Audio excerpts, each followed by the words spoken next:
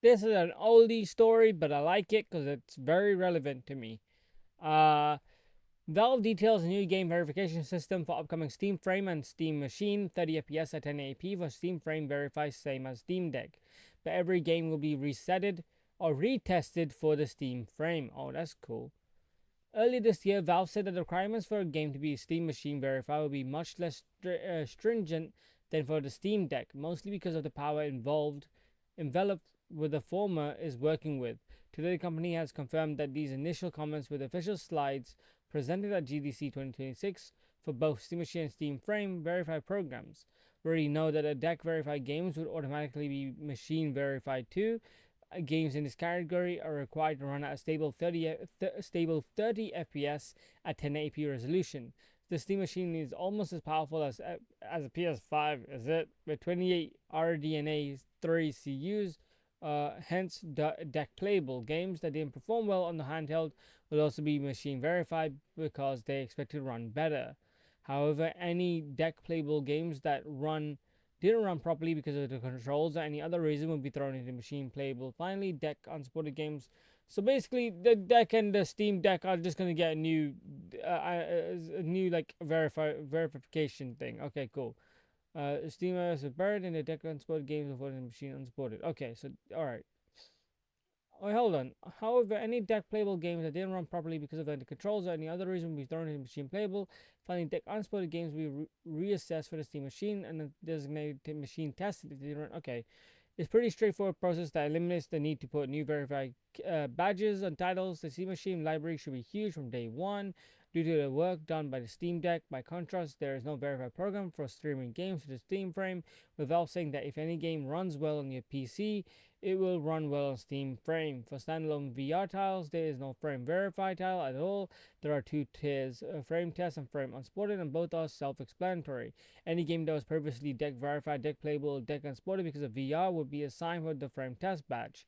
These tiles will be okay, blah blah blah, work in handset, game no deck, blah blah blah. Blah blah blah blah. I'm just want to get to the point. That's more interesting because this is kind of boring. Valve says the games need to fully support the frame controls on both VR and non-VR games that are open to testing. Standalone VR tells. All right, they're just talking about some stuff, I guess.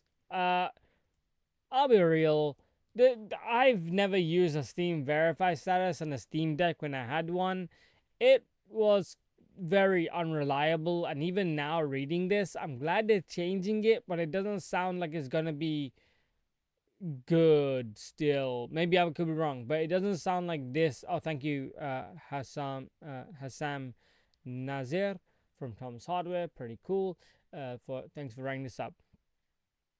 The problem I have with the Steam machine or Steam Deck verification process is that some games will say verified, you play it, is not working. I don't know why, it just does not work. You go and change the compatibilities in the setting to experimental, and it still doesn't work. And it's like, why is this game verified? Why does this not work? And then games like, let's say, Mass Effect 3, or I think Sleeping Dogs, for instance, are like unverified or have the yellow bar on it or the yellow circle on it, and it works fair. They work fine. They work perfectly fine with no setup or anything. The whole system was messed up.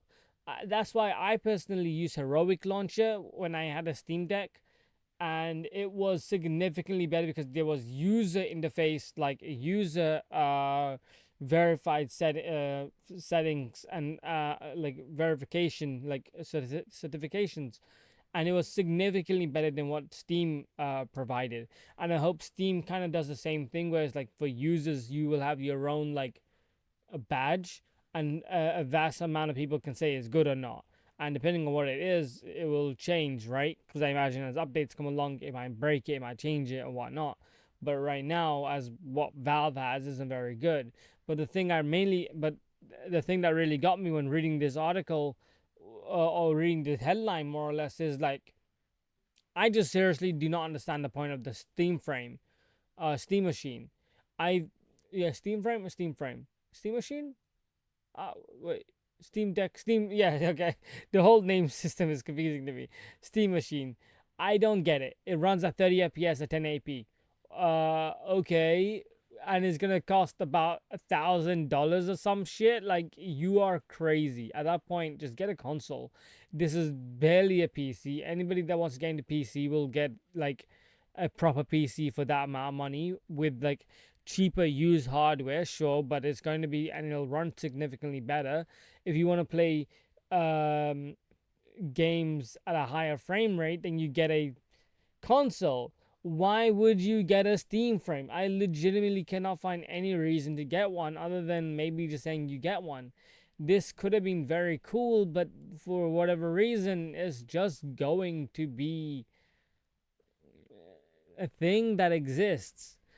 I like it. I like how big it is. I like this. I like the form factor. I like everything about it, but it just doesn't seem like it's worth it. It just feels very confusing. Who is this designed for? Is it designed for my friends who don't have a PC? Or is this designed for people who have a console and want to get into PC?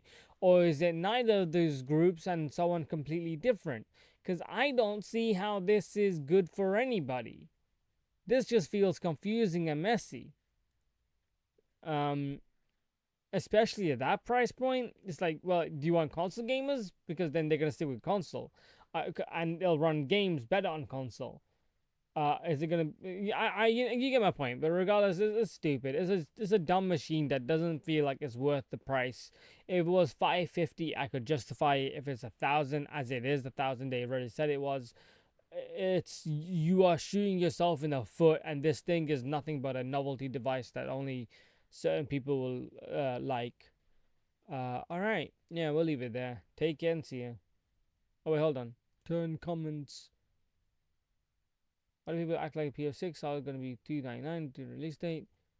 Blah blah blah. 670, 750. Seems like no. The console is running at just 1080p at 30 fps. Seems like 30 fps and running fast. Consoles are going to be a hard time selling if the AI craze and stop as not enough.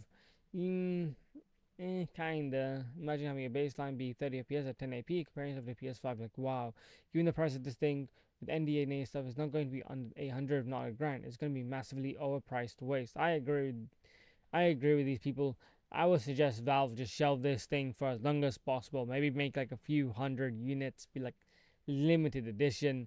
This is the price. We're gonna come back to it when this is a little bit more powerful. Because what do you mean is 30 FPS at 1080p? That's worse than a Switch. Why would you get this and not just get a Switch? Why you can get anything besides this and you'll have a better time. Um, Unless you like tinkering. But anyway, that's it for me. Take care and see ya.